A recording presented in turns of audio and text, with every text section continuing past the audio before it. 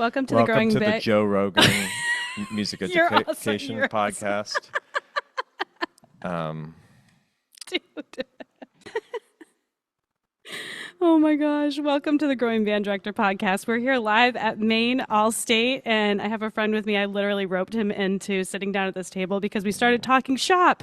And that's what we do when we come to All State is you end up running into somebody randomly. You're like walking down the hall, and then you end up standing there for 10 minutes talking about your job and what you run into and the things that you experience on a regular. And people are like, wow, I actually experienced that too. Tell me more.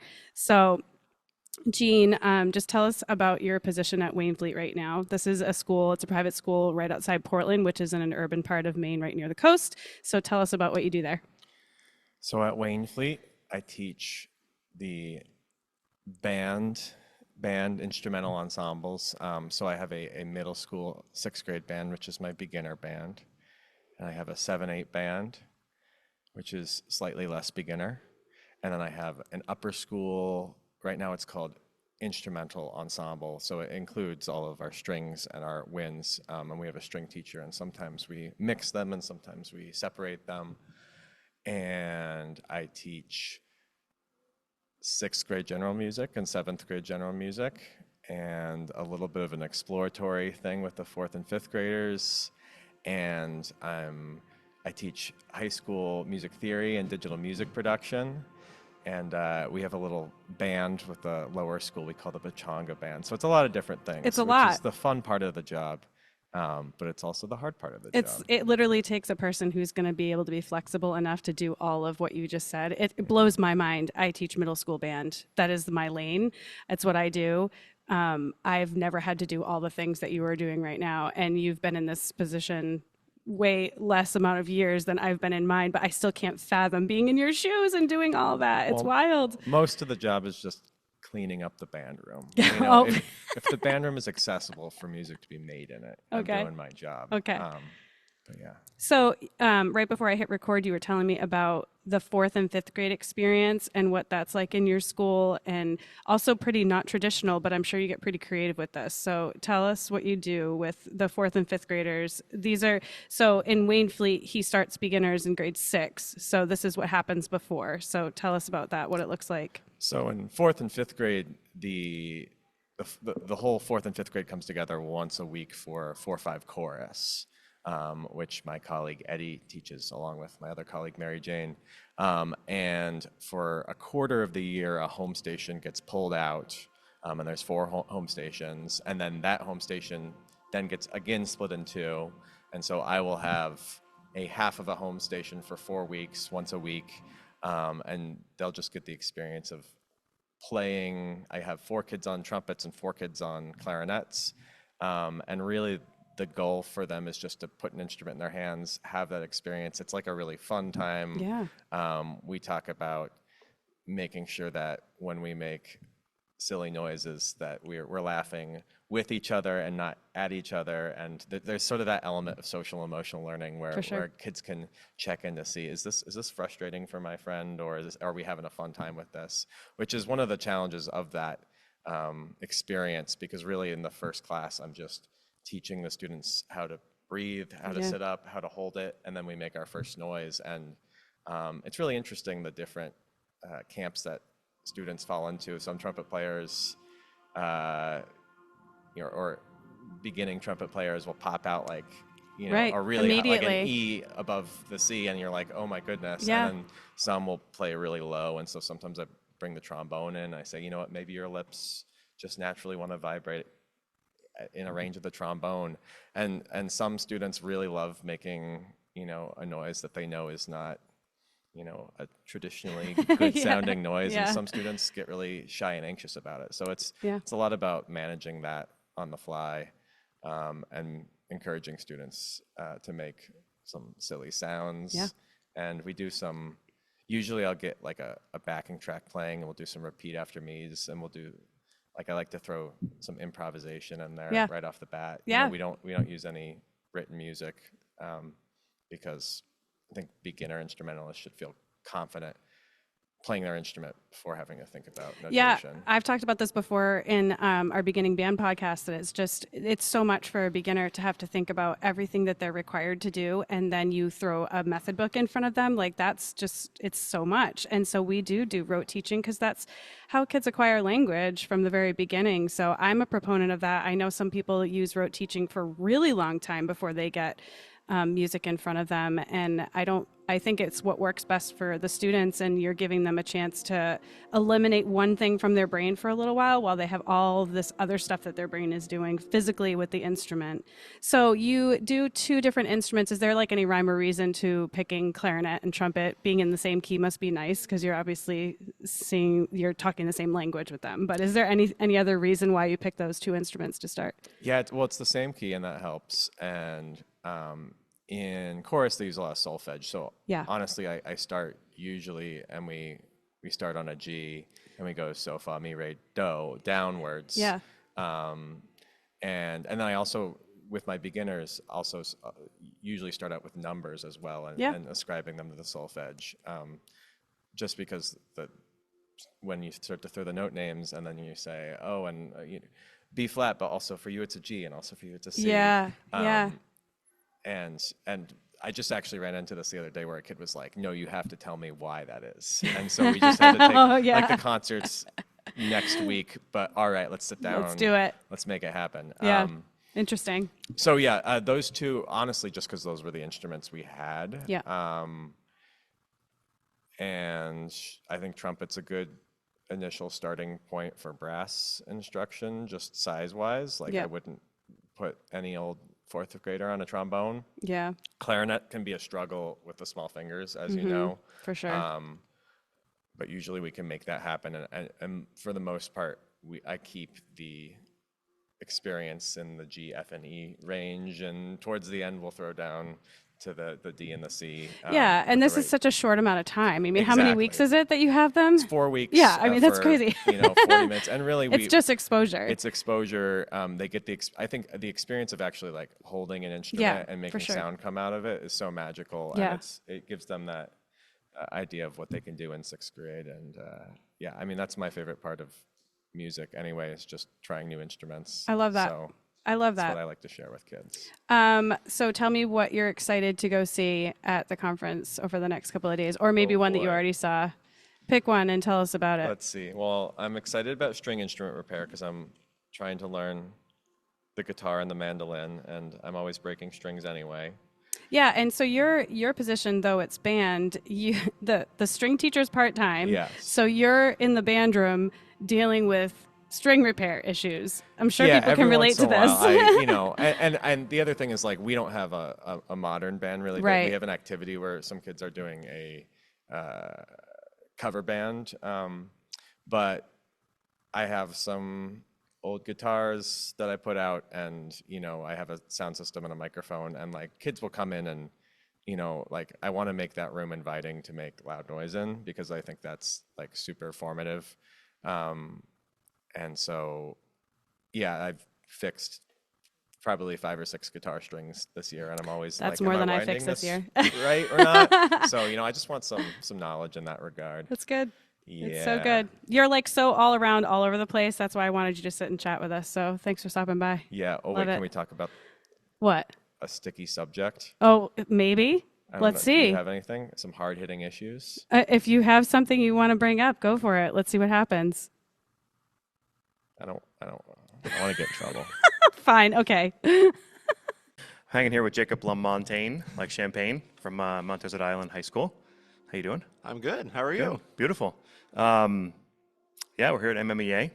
What have you seen? Like, this is your first year as a teacher. Yeah. Right. So, like, being here at the conference as a teacher, what have you gone to for sessions? Like, what have you pulled away so far?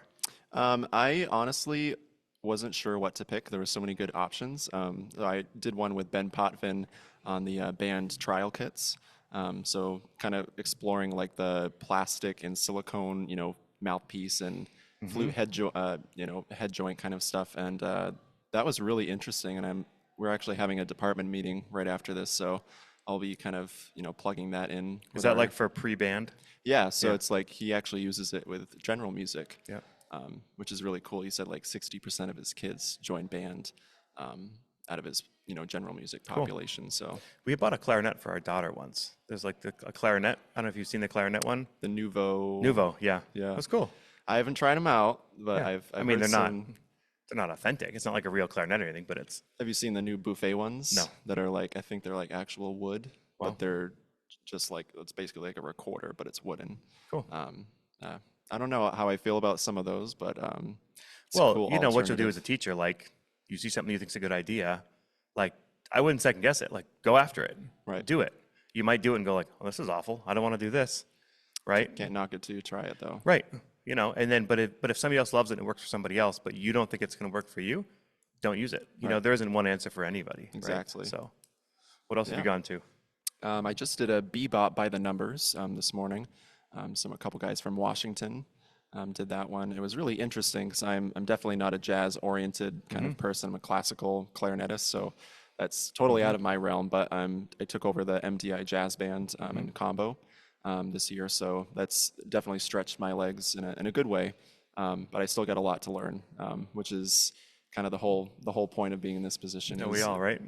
always growing and always learning, and it's fun to do it with the kids too, because they're learning right along the side with me, and I'm transparent with them. Like, I'm not a jazz guy, but I will try my hardest to do what I can to Yeah. give you what you guys need and show you how to find your way.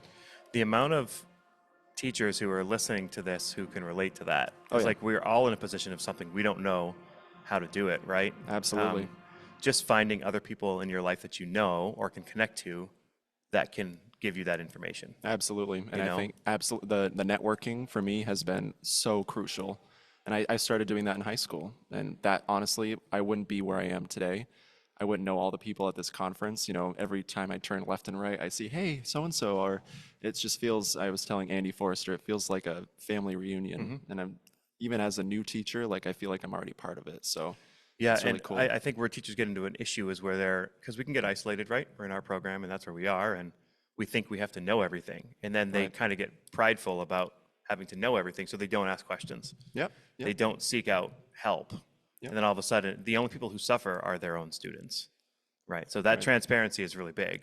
I bet you in 10 years, you're going to look back and you're going to still say, I'm still growing. I still want to, you're not going to be there in 10 years, Right. but you're going to have a lot of stuff that you've learned For sure. along the way. And it's the mentors, the colleagues, and the people that took me under their wing that really transformed how I think and how I operate every day. And that makes a difference. And I'm hopefully going to be able to, pass that on once I feel a little more confident with my skills. But Yeah. it's very cool. Well, just remember that every teacher is that. So people who are listening to theater, are you looking for the band rehearsal? It's right in here. It's all good.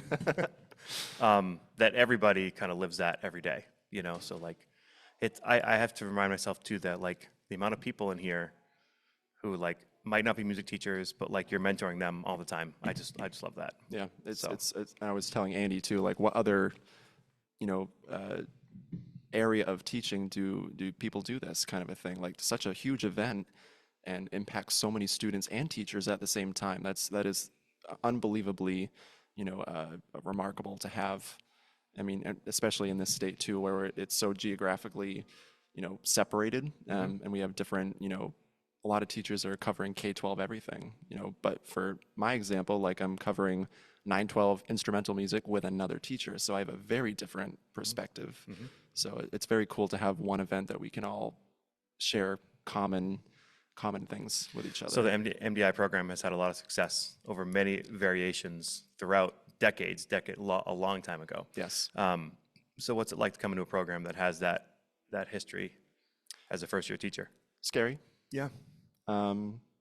Sometimes I try to remind myself that like not everything is going to happen my first year, and everybody tells me that.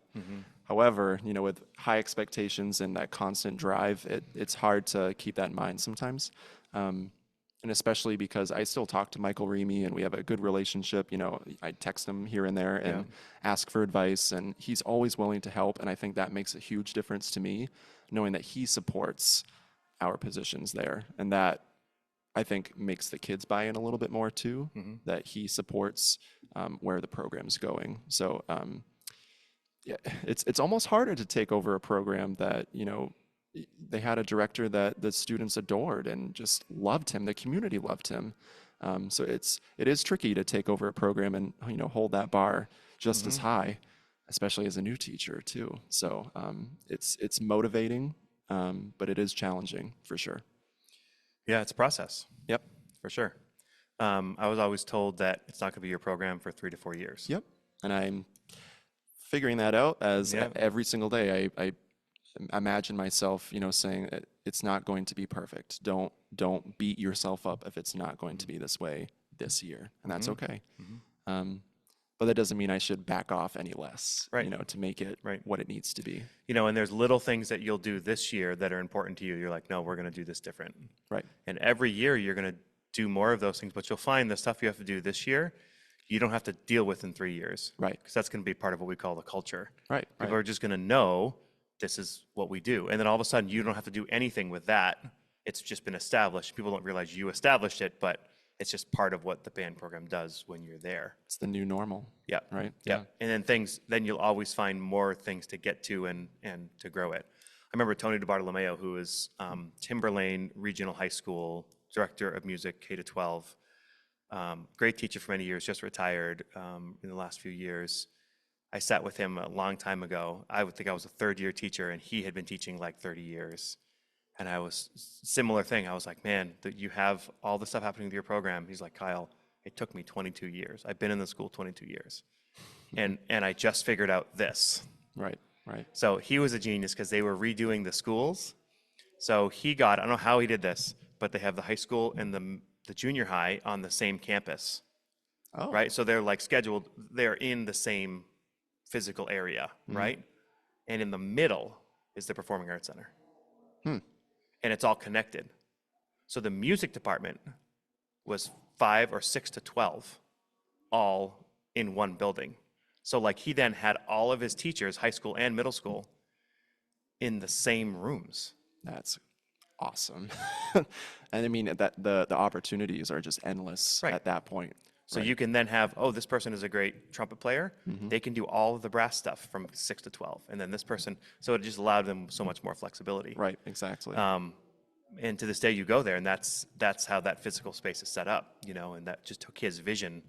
But it took him many, many years to get to a point where the community trusted him and he was able to kind of, do the best thing. But I remember the couple years before he retired, I was there and he had all these plastic horns, like these other kind of instruments that we wouldn't really think about. And he's like, he had bought a couple and he's like trying to figure out if this is like, are we using P-bones for the 5th graders? Like he was always into that next thing. And he's like 9 times out of 10, I don't like the stuff but I have to at least kind of go after it. Right. So I just think of him because I was in the same the boat and he said, you just gotta, a little bit at a time, go.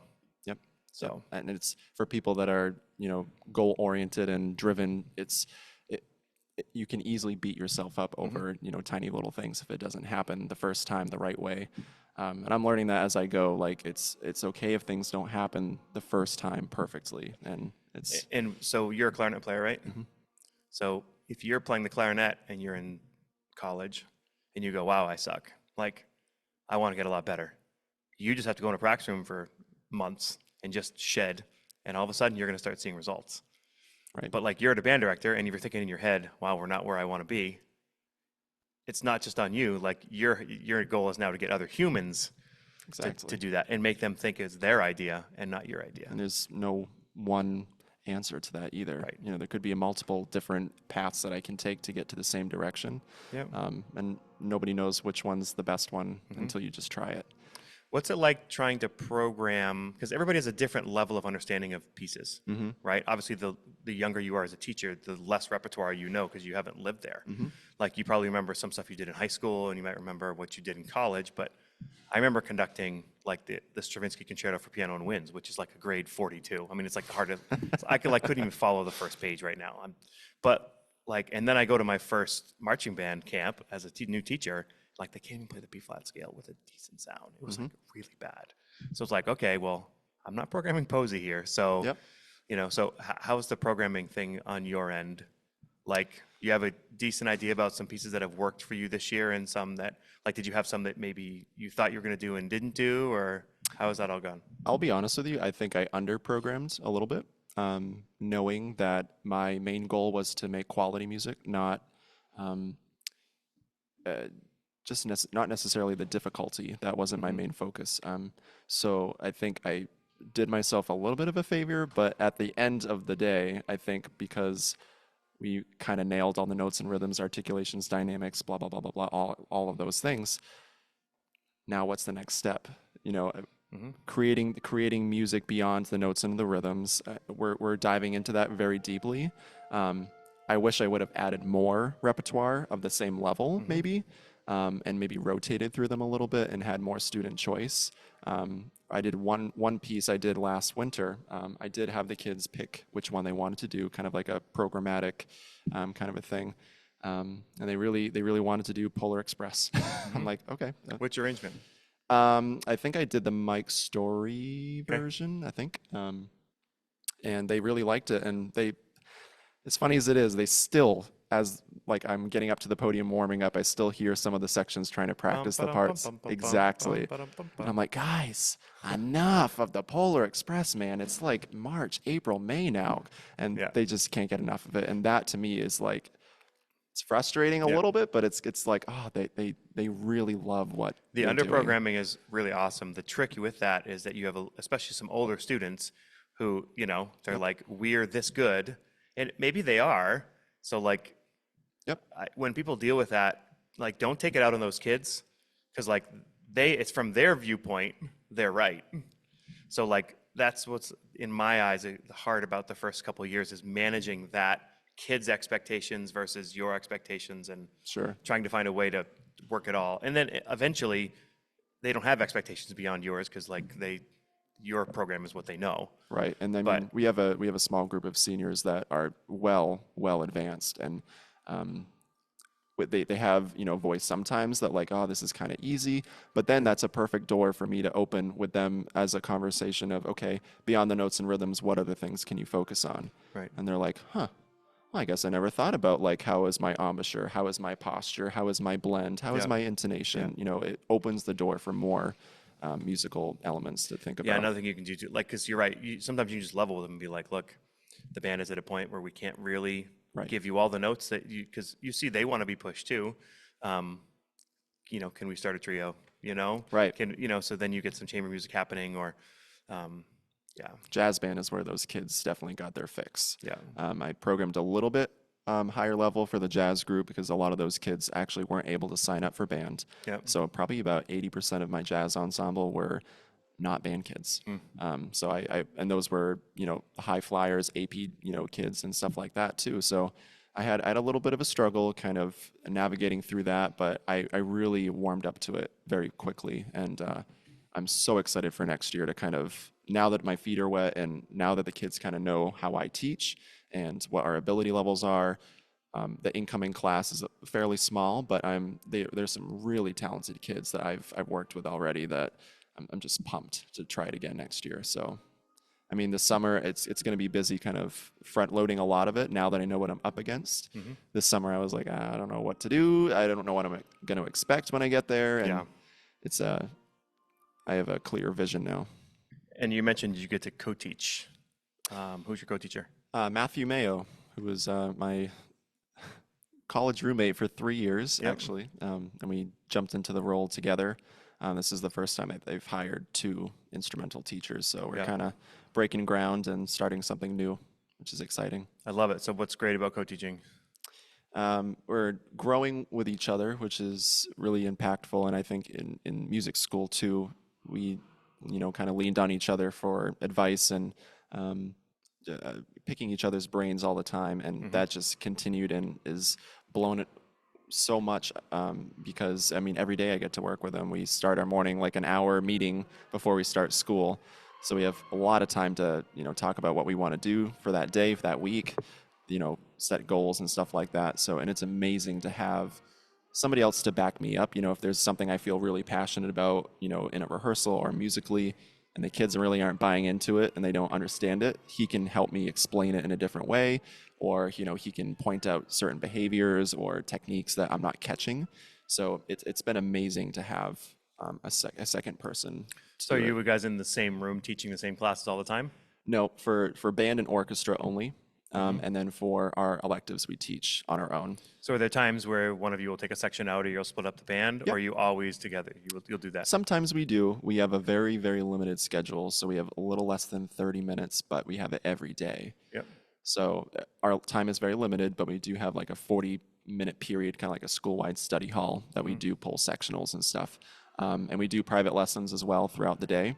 Now that we don't have a lot of electives this semester, so he takes all the brass instruments, I take the woodwinds and percussion. So we're able to divide and conquer based on our strengths right now. So that's been great. I can't see doing it another way. And we're very, very fortunate. And I guess the more I tell the story and tell it to people, I'm like, wow, I guess it really is a very unique thing. I don't think there's any other band director at the high school level that has two in this state. I don't think there is any No, other. I think in other places it's common. Here it's not very common. There's times when I think some people might have somebody around, but yeah, that like consistently knowing there's two teachers to teach a band Right. is awesome. Except for like Cape Elizabeth, right, middle school. But so I'm very fortunate to be kind of part of that new history too. Love it. And he's a great person, and he understands me. I understand him. We definitely had like those 3 years of really getting to know each other. We lived together, so of course we our personalities, we had to learn how to navigate that. And if it hadn't been for that, I don't know how this year would have gone. Honestly, I don't think the progress would have been as drastic. I love having, because I share an office with Joey Hendricks, and he's around a lot, not during every band class, but it's frequently throughout the day, he's there with me. Yep. And it's easy to be, so I can be the bad guy. You know what I mean? So Yeah, you guys can yeah. take different roles about who does what, because there's somebody else there to kind of take the other side of things. Oh, sure. And the kids love to point it out too. They're like, oh, you're totally like, kind of by the book. And he's definitely a little bit more like energetic and brings the positivity. And I'm definitely more of that like picky kind of detail oriented teacher. Yep. And it's definitely like a yin and yang situation, which is fantastic. And other people mention it too. They're like, you guys are like complete opposites, but that's amazing that you have that. So good pairing. And I can't even imagine like being a first year teacher without him. Yeah. Now that I've done it. Yeah. So, Have fun at the rest of the conference. thank you. Looking forward to it. Yeah. We sincerely appreciate you taking your valuable time and listening to the Growing Band Director podcast. Your students are very lucky to have a band director like you. If you have any suggestions for episode topics or think you have an area of expertise to share on a show with us, please reach out. If you enjoyed this episode, don't forget to subscribe. And if you want to help spread the word, please give us a 5-star review and tell your band director friends to subscribe as well. We're available on Apple Podcasts, Spotify, our YouTube channel, and wherever you listen to podcasts. Thanks for listening to The Growing Band Director. See you next week.